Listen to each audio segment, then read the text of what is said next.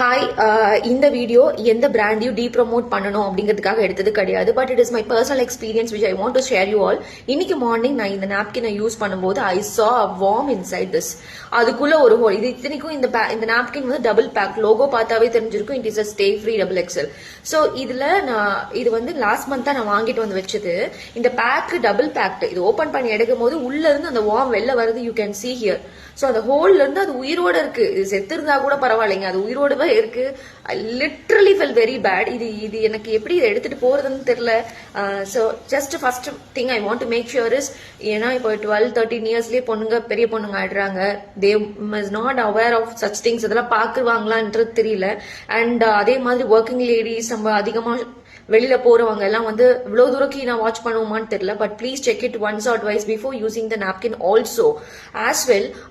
இது வந்து பாத்தீங்க அப்படின்னா இந்த பிராண்ட் நான் லாஸ்ட் 2 இயர்ஸா யூஸ் பண்றேன். But I haven't feel such a இந்த மாதிரி எனக்கு எதுவுமே நடந்தது இல்லை. But first time I want to share you all this. And men who's வாட்சிங் this please share to your ladies.